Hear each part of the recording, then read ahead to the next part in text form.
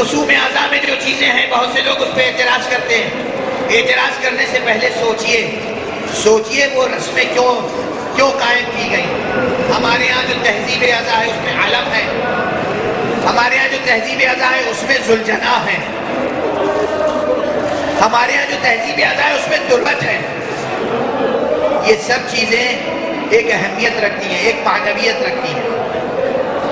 عالم توحید ہے، عالم ختم نبوت ہے، عالم اسلام ہے. یہ عالم قیامت تک سرفراز رہے گا. اس عالم کا احترام واجب ہے، بلکہ ما فوق واجب. آج اگر ہم بیعت حق کرنا چاہیں تو علم عباس کے علاوہ کون سی چیز ہے جس کے نیچے کھڑے ہو کر بیعت کریں؟ اس علم پر ایک پنجہ ہوتا ہے، وہ کسی کٹے ہوئے بازو کی نشانی ہے. اس علم میں ایک مشق ہوتی ہے، وہ حسین کے اہل حرم اور بچوں کی پیاس کی نشانی ہے. یہ سب اس لیے تاکہ انسان ان مصیبتوں کو یاد کرے، وہ منظر نگاہوں کے سامنے آ جائے جو منظر کربلا میں تھا، تاکہ حسین کی یاد قائم رہے اور گریہ و عزاداری کا حق ادا ہو سکے. ذوالجناح کی شبیہ کیوں بناتے ہیں؟ امام حسین کے اس باوفا راہوار کی اہمیت معلوم ہے آپ کو؟ یہ گھوڑا کتنا باشعور تھا. بس 2-3 جملے عرض کروں گا. اب جی بھر کے گریہ کر لیجیے، جی بھر کے گریہ کر لیجیے. حیف ہے کہ انسان گریہ نہ کرے.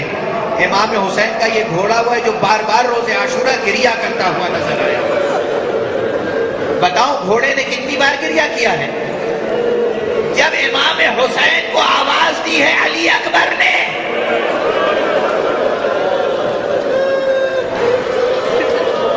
اور امام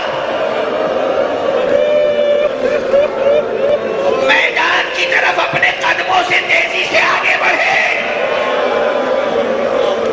روایت میں ہے بار بار ٹھوکر لگتی تھی، امام زمین پر گرتے تھے اور اٹھتے تھے.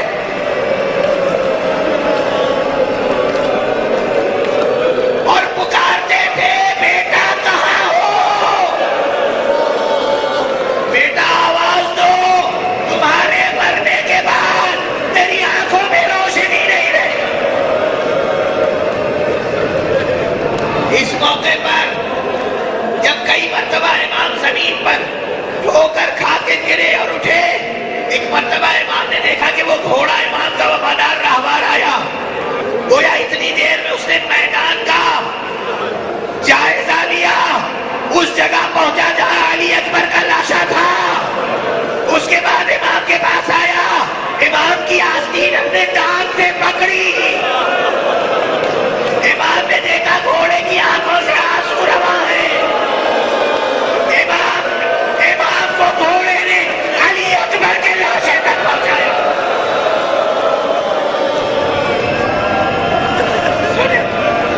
اجرکم علی اللہ، اجرکم علی اللہ، اجرکم علی اللہ.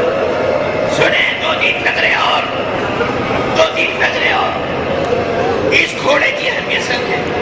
یہ سب روایتیں سنتے آئے ہیں نا کہ جب امام حسین کربلا پہنچے تو چلتے چلتے راہوار مبارک خود بخود رک گیا. اب تاریخ کے برہم پلٹیے. جب پیغمبر ہجرت کر کے مدینے آئے تھے، پیغمبر کا ایک ناقہ تھا. پیغمبر ناقے سے اتر گئے. ہر شخص چاہتا تھا کہ پیغمبر اس کے گھر میں قیام فرمائیں، اس کے محلے میں قیام فرمائیں، اسے اعزاز و شرف مل جائے.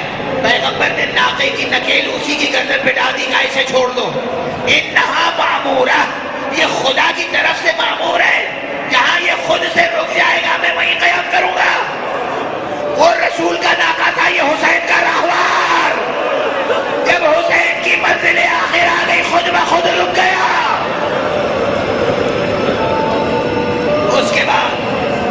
اس کے بعد دوسری منزل علی اکبر کے لاشے تک پہنچانا. تیسری منزل، تمام تفصیل تو میں بیان بھی نہیں کر سکوں گا. تیسری تفصیل جب امام حسین، آپ کو یاد ہے میں نے اس مرتبہ کراچی میں پہلی بار ایک روایت پڑھی تھی، اس سے پہلے میں نے نہیں پڑھی تھی.